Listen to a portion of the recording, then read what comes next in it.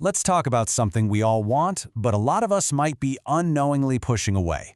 And that thing is respect. We're going to uncover 5 kind of silent habits that could be costing you the respect you absolutely deserve. Let's dive right in. So, does this sound at all familiar?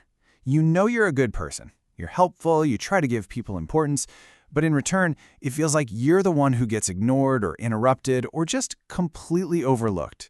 And you're just left there thinking, what is going on? Why does this keep happening? Well, here's the really strange part. It's a paradox. Since we were kids, we're taught to be nice, to be agreeable, to always help out. We're told that's how you get people to like you and respect you. But sometimes that exact niceness can totally backfire, making us seem less valuable in the eyes of others. So this is the most important thing to grasp. The problem usually isn't everyone else. It's about the subconscious signals we're sending with our own actions. We're asking for respect, but our habits might be screaming the exact opposite message. The good news, though, we can change those signals. It's completely in our control. And that's what this is all about. This paradox of being too nice usually shows up in 5 really common but honestly destructive habits. We're going to break down exactly what they are, and more importantly, what you can actually do to fix them, starting, right now. Okay, let's jump into our first and maybe the most damaging habit of all. Just tolerating disrespect, especially when it's all dressed up as a joke. You know the drill. Someone makes a snide comment or cuts you off, and you just kind of smile and take it because you don't want to make things awkward. And this quote just nails the problem, doesn't it? When you laugh off that little jab or that harmless joke made at your expense, you're not being the bigger person. What you're actually doing is handing them, and everyone else watching, a free pass to do it again. You are literally teaching people that it's okay to disrespect you. So what's the move? It's a really simple 3-step process. The next time it happens, don't get mad. First, just stop smiling.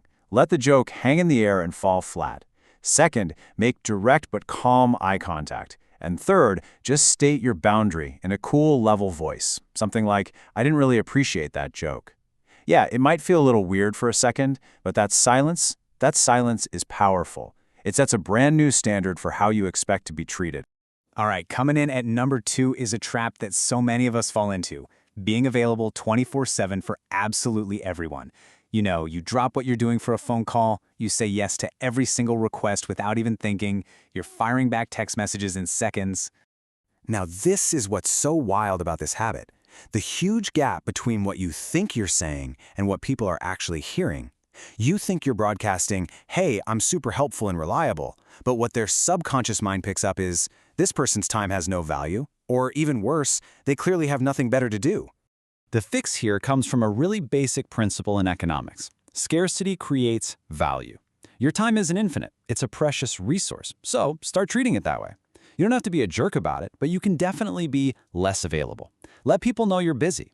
You'll be amazed to find that the less accessible you are, the more your time and you will be valued. Okay, on to our third habit. And I'll be honest, this one might feel a little counterintuitive. It's the trap of oversharing. Basically, turning every casual conversation into your own personal therapy session. Whoa, I know that sounds incredibly harsh, but it points to a really critical psychological truth. Look, venting can feel good in the moment, for sure, but constantly telling everyone all your problems can become a form of self-sabotage. And here's why that is. When you're always talking about your struggles, people don't always feel empathy or see your vulnerability as a strength. Instead, on a subconscious level, they often start to see you as someone who just can't handle their own life. It chips away at their perception of your competence and, you guessed it, their respect for you. So let's get into the 4th habit, which is often a side effect of not wanting to let people down. It's what we can call the justification cycle.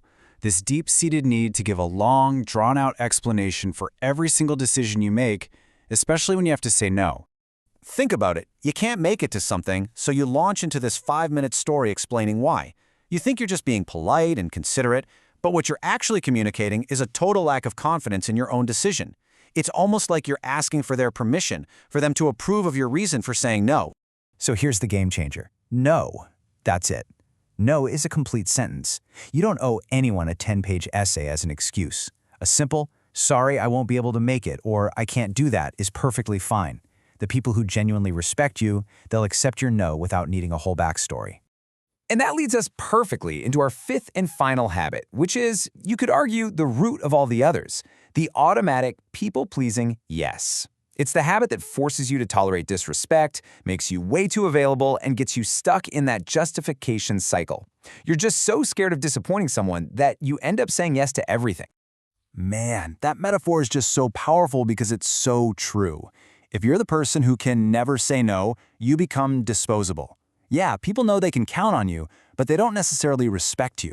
You're not saving your relationships, you're actually sacrificing your own self-respect.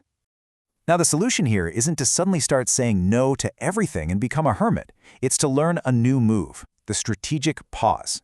Instead of that knee-jerk yes, just buy yourself some time.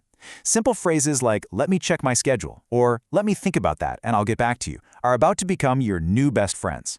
This tiny shift sends a huge message that your time is organized, it's valuable, and it's under your control. So, let's wrap this up. You can probably see now how all these habits aren't just random things. They're all connected, right? They create this cycle that slowly chips away at your value. But reclaiming your respect isn't about becoming a totally different person. It's not about being mean or selfish. It's about making these small, intentional shifts to finally break that cycle. And that right there is the key to all of this. These aren't huge, earth-shattering changes to your personality. They're just small adjustments in your behavior that send a powerful new signal to everyone around you, a signal of self-worth and self-respect. So, let these be your new guiding principles. Really let them sink in. Your time is valuable. Your boundaries are absolutely necessary for healthy relationships. Your no is valid all by itself. And maybe the most important one of all, your self-respect is simply not up for negotiation. Period. So I'll leave you with a question to really think about. Looking back at these 5 habits we talked about, which one hit home the most? Which boundary are you going to practice setting starting today? Because that first small step, that's where the whole transformation begins.